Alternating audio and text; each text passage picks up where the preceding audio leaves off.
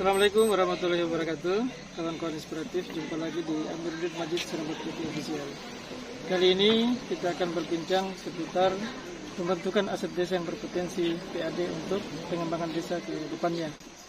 Baiklah kawan-kawan inspiratif, di samping kiri kanan saya ini adalah pemikir-pemikir desa Wawangi yang sudah mentorehkan inovatif dan inspirasi mereka, sehingga kemudian yang menjadi latar pada saat pengambilan gambar sore hari ini merupakan buah pikir dari mereka-mereka dalam bentuk kebersamaan di Desa Wawangi.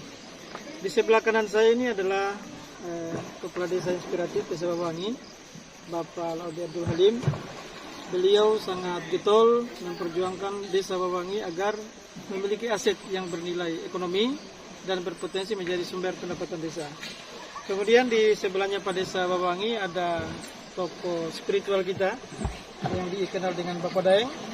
Beliau ini yang sehari-hari ini adalah mengawal salah satu spot wisata atau situs budaya yang ada di Desa Wawangi, yaitu Masjid Tua Wawangi.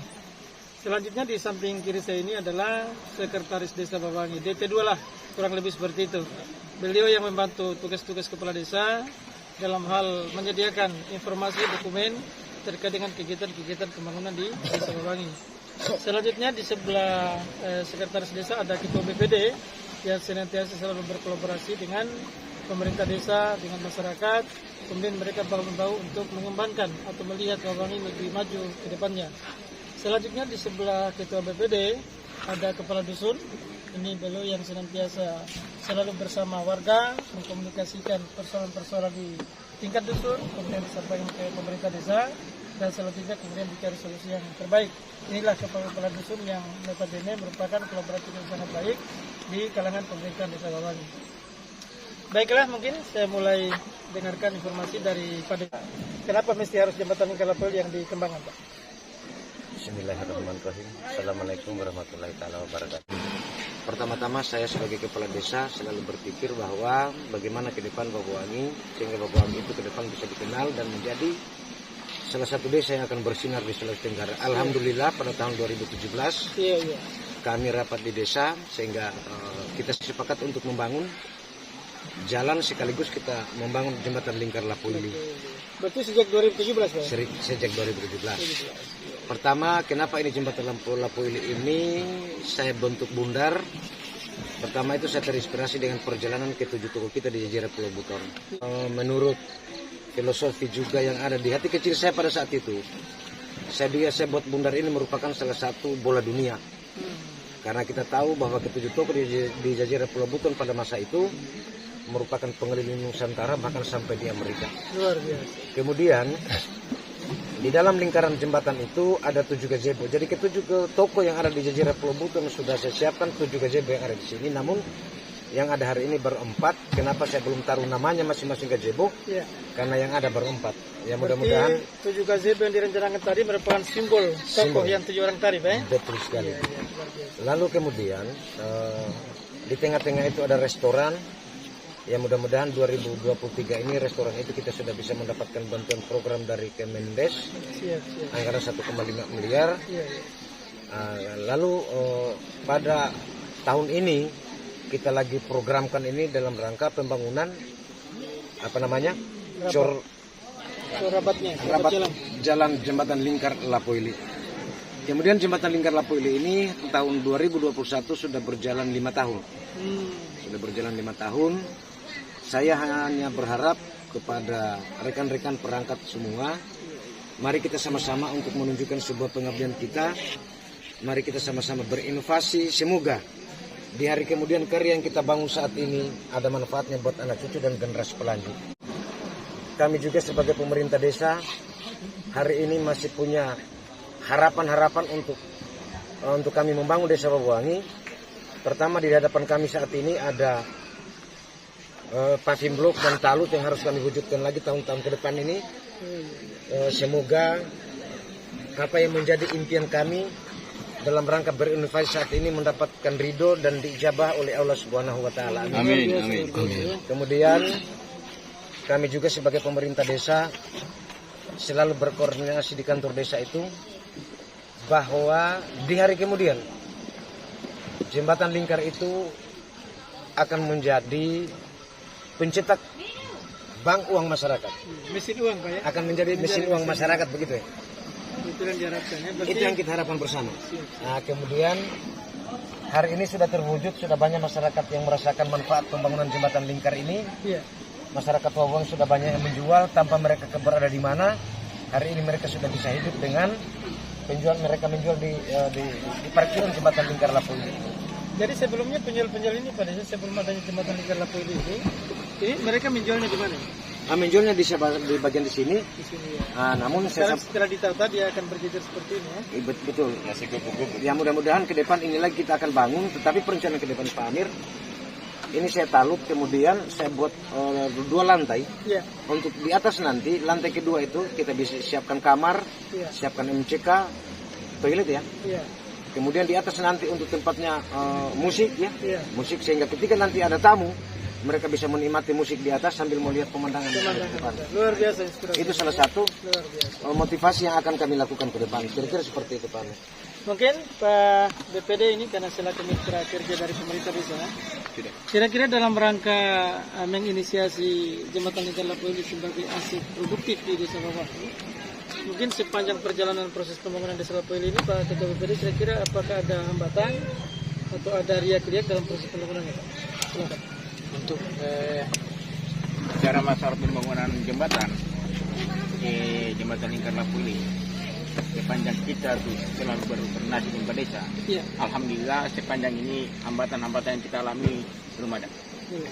Ya, alhamdulillah hanya yang kita inginkan itu ke depan itu kalau bisa jembatan ini ada perhatian dari instansi terkait agar lebih maju lagi. Kita tidak serta-merta kita bisa mengharapkan dana desa terus tanpa uluran dari pihak-pihak terkait, dalam hal ini mungkin dari Dinas Pariwisata, kabupaten maupun provinsi maupun dari pusat. Itu harapan kami Pak, supaya Lapu ini kita tidak bisa jaya kalau memang harapan kita dari perangkat desa, BPD dan masyarakatnya harus ada uluran tangan atau perhatian dari pemerintah daerah, kabupaten maupun pusat. Supaya kalau memang ini dibesarkan bukan namanya Wawangi, namanya Buton Selatan. Saya kira itu yang bisa kami harapkan Pak. Terima kasih. Saya kira ini menarik ya, kawan-kawan inspiratif. Kita sudah dengarkan tadi statement disampaikan oleh pemerintah desa, BPD, di mana kolaboratif dua lembaga ini kemudian melahirkan poin-poin positif untuk kegiatan pembangunan di desa Wawangi. Selanjutnya mungkin ada di samping kiri saya ini beliau selaku sekretaris desa yang senantiasa mengawal dokumen-dokumen. Mungkin Pak Sekdes mungkin di tahun 2023 ini tadi mungkin sudah dijelaskan sedikit oleh Pak Desa berkaitan dengan proses pengembangan jembatan Lapu ini. Mungkin dari segi perencanaan, kebetulan ini kalau bicara perencanaan kan ini gaweannya Pak Sekdes ya, gitu. Kira-kira menurut Pak Sekdes untuk 2023 ini efektif tidak apa yang sudah kita akan lakukan nanti? Pak Sekdes mungkin bisa memberikan kita penjelasan. Silakan. Ya, jadi selama berdirinya ini pantai wisata Lapu ini sebenarnya sangat banyak manfaat yang kemudian didapatkan oleh masyarakat karena adanya fasilitas yang kemudian dibangun oleh desa dengan mendapatkan desa. Jadi banyak kemudian masyarakat membuka usaha UMKM di area wisata ini. Hanya saja di tahun 2003 nanti, insya Allah kita tinggal menambah fasilitas lagi yang ada, karena di sini kan lapak sudah berdiri, tinggal ada tempat-tempat fasilitas lain yang dapat mendukung, yang dapat kira-kira untuk para pengunjung menarik para pengunjung supaya mereka itu merasa nyaman lah. Artinya ada kemudian khusus yang disiapkan. Insya Allah kita sudah rencanakan di tahun 2023. Kemudian banyak lagi sebenarnya di Wisata Lapu ini masih banyak kemudian fasilitas. Namun seperti yang tadi disampaikan juga BPD, kita ini mungkin kekurangan dana karena untuk selama ini dari 2017, 2018 sampai tahun ini anggaran itu kan bersumber dari dana desa. Iya. Di mana dana desa itu tidak hanya untuk prioritas ini, akan ada kegiatan-kegiatan lain di desa yang mungkin dianggap prioritas untuk pembangunan di masyarakat, di lingkungan masyarakat. Iya. Kemudian untuk mengenai tingkat kerawanan, Iya. saya rasa selama ini wisata dibuka belum ada tingkat-tingkat kerawanan yang ditimbulkan baik pendatang, Iya. masyarakat itu alhamdulillah belum ada kerawanan ini. Siap. Tadi Pak Desa sempat menyinggung beberapa spot yang dibangun di seputar Jembatan Lingkar ini, antara lain tadi ada villa ya, ada restoran, kemudian ada gazebo. Kemudian terlepas dari itu mungkin apakah ada hal lain yang perlu dibangun di sekitar kawasan Jembatan Lingkar Lampung ini Pak? Selain dari villa tadi atasnya itu ya? Jadi ada sarana lagi yang harus kami wujudkan karena itu merupakan salah satu yang bisa menarik minatnya para pengunjung. Dalam hal ini pembangunan kolam renang. Kolam renang. Itu paling utama. Karena hasil perjalanan saya waktu saya ke mana? Kelapa Gading Pak ya. Iya. Ternyata kolam renang itu di Kelapa Gading sana sangat luar biasa. Sangat luar biasa. Bahkan mereka bisa mendapatkan penghasilan setiap hari itu sampai 30-an juta.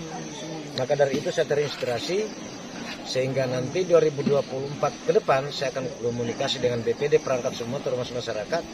Kalau memang bisa kita anggarkan dulu untuk persiapan kolam renang. Oh, siap. Karena untuk bisa mau nambah PAD di desa ini salah satunya itu sebagai pendukung wisata Jembatan Lingkar Lampung ini. Jadi kawan-kawan ini luar biasa di desa Bawang ini, inspirasi ini muncul ya. Artinya pada saat ada kawan-kawan di luar dari Bawang yang datang berkunjung ke wisata Lingkar Lampung ini banyak hal yang ditawarkan oleh pemerintah desa ya berkaitan dengan pemerintah tadi. Misalnya apalagi ada rencana tadi membangun kolam, kemudian ada juga odong-odong juga saya lihat di sana tadi ya. Ada banana boat juga. Kemudian di depan kita nanti akan ada villa, kemudian ada restoran. Itu luar biasa. Saya kira dari sejumlah spot-spot ini kemudian akan memanjakan para pengunjung-pengunjungnya, khususnya di Jembatan Lingkar Lampung ini, Pak ya. Kemudian terakhir kira-kira mungkin closing statement ini, Pak. Apa harapannya dengan adanya Jembatan Lingkar Lampung ke depan? Kira-kira seperti apa? Harapan kami pemerintah desa semoga pemerintah daerah, kemudian provinsi dan pusat itu bisa membantu kami dalam rangka proses percepatan pembangunan sarana-sarana yang belum dapat kami bangun hari ini. Persoalan dana desa memang ada, namun tidak semua kita harus bawa ke Jembatan Lingkar karena masih banyak program-program lain yang barangkali di situ sudah tercantum di dalam undang-undang yang harus kami lakukan. Artinya bukan saja Jembatan Lingkar tapi banyak program. Banyak hal yang mau dilakukan untuk di dalam desa ya. Kawan-kawan inspiratif dengan gambaran yang dijelaskan oleh para pihak yang ada di sekitar saya hari ini. Mudah-mudahan ini membawa inspirasi untuk kawan-kawan yang menonton video kali ini, sehingga di desa kita sangat berharap untuk bagaimana memanfaatkan dana desa atau sumber anggaran yang sempat masuk ke desa untuk menciptakan mesin uang melalui pembangunan atau kegiatan yang berkaitan dengan aset desa. Karena terus terang aset desa ini dapat menunjang kegiatan-kegiatan yang bisa dikembangkan di tingkat desa. Demikian kami akhiri, billahi taufiq wal hidayah. Assalamualaikum warahmatullahi wabarakatuh.